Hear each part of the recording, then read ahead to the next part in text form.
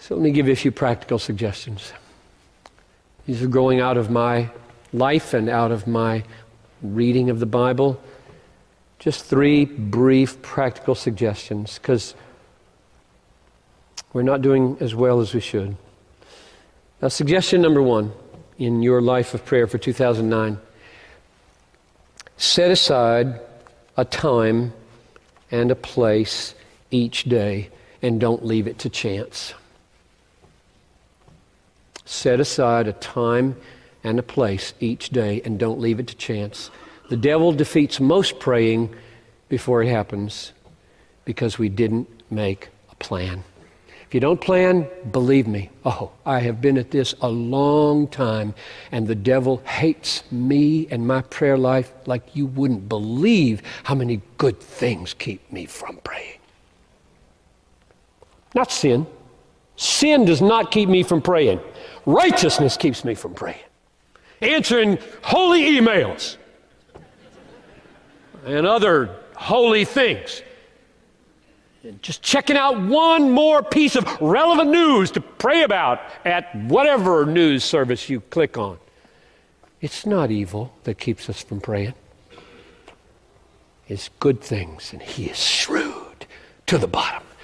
So, pick a place and pick a time and show up.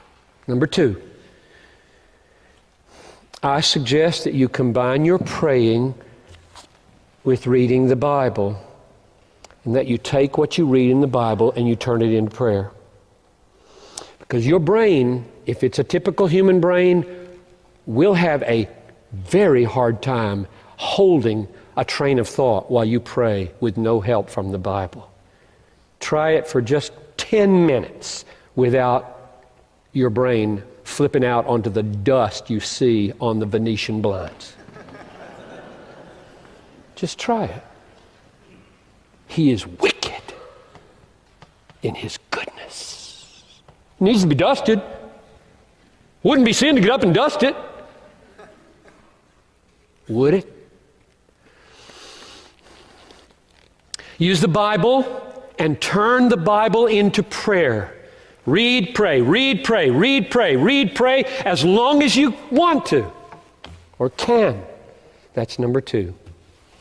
Number 3, I suggest that you pray in concentric circles. You can either pray from the outside in or the inside out. And what I mean by concentric circles is,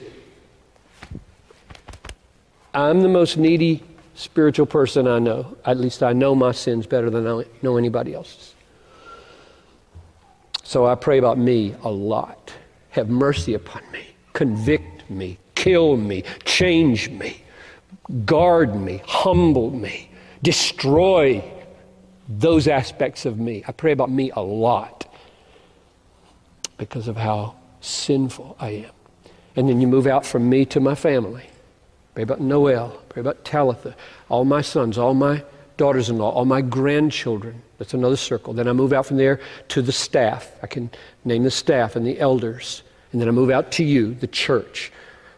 And then I move out from there to the wider movement of Christ around the world, our missionaries and the whole global cause of Christ. And I move out from there to the political, historical arena of the world. I generally don't pray about galaxies or anything like that, but my universe, as far as prayer goes, stops pretty much at the planet.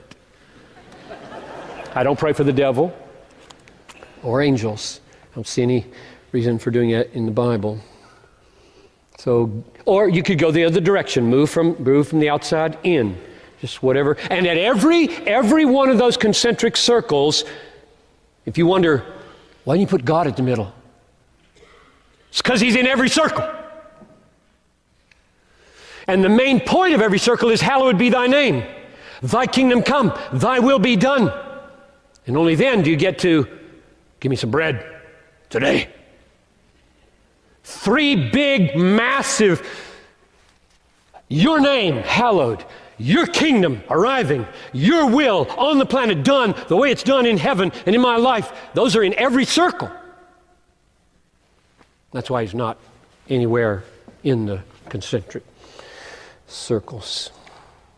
So those are my 3 suggestions. The hard truth is, we Christians don't do very well. We've done some surveys over the years at Bethlehem. It's pretty sad when we do them. I don't like to do them. I get discouraged. We don't pray very much. Pray at meals, maybe, unless we're still stuck at the adolescent stage that thinks good habits are legalism. We may whisper prayers before a tough meeting that we're walking into. We may throw him a kiss as we crawl into bed. But we don't set aside significant, regular, daily, disciplined time to pray in those ways much.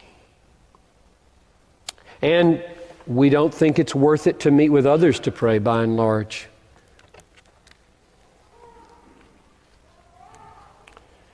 And we wonder, why is my faith weak? Why is my hope feeble? Why is my passion for Christ small? And meanwhile, across these rooms, the devil is whispering in your ear, some of you. The pastor's getting legalistic now. He's moving into the legalistic phase of the sermon. He's starting to use guilt now. He's getting the law out now. That's what he's saying. To which I say, to hell with the devil and all of his destructive lies. Be free, Bethlehem.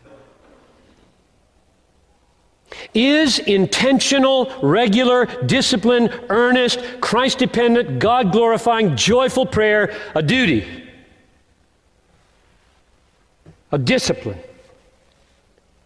Do I go to prayer meetings Tuesday morning, Wednesday afternoon, Friday morning, Saturday afternoon, Sunday morning, Tuesday mornings or Saturday meeting? Do I do that because it's a duty, out of discipline?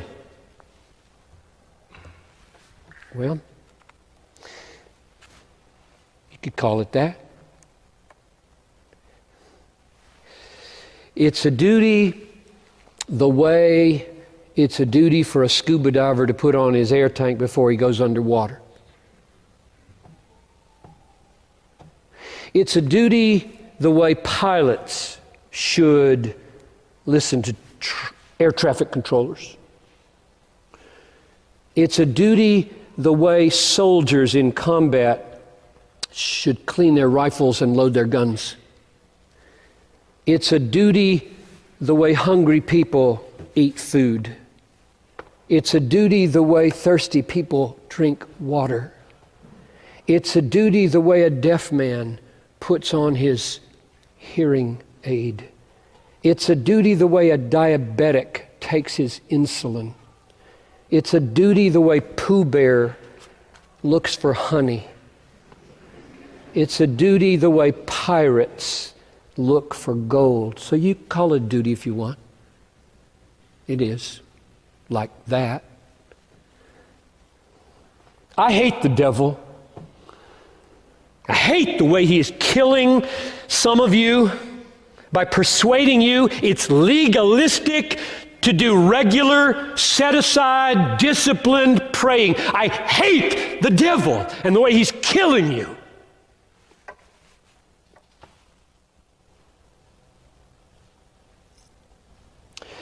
Telling you that it is legalistic to be as regular in your prayers as you are in eating your food, in sleeping, in internet use. Oh, we struggle with those, don't we? Legalistic to eat 3 times a day. I think it is. Sleep every night, for goodness sakes. Mix it up.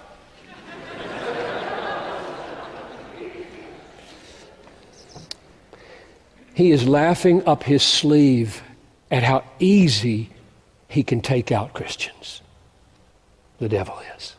He is laughing up his sleeve at what suckers we are for his worn out, this is legalism. You should just look at him and say, I'm older than that. I'm not in 5th grade anymore. I've grown up a little bit. Get out of my life. I've got work to do because I am a sinner in desperate need of talking to my King every day. And my sin inclines me to leave it over and over. If I don't set a time and a place, I'm a goner. Let's talk to the devil. Give him some information. He might leave you alone for a while. Probably not. Folks, God has given us means of grace. You know that phrase? God has given us means of grace. If we don't use the means of grace, like praying, to the fullest advantage, our complaints against him will not stick. It's amazing to me how many people get in God's face with complaints when they haven't done it. What kind of a courtroom is this when God can be put in the dock by sinners who don't even use the means of grace he gives us? Amazing. It's amazing. If we don't eat, we starve. If we don't drink, we die of thirst. If we don't exercise a muscle, it atrophies. If we don't breathe, we suffocate. And just as there are physical means of life, there are spiritual means of grace. It's so simple. And so many of you are trying to live your life without breathing, eating, drinking, exercising. And you wonder, what's wrong? It's your fault. It's his fault.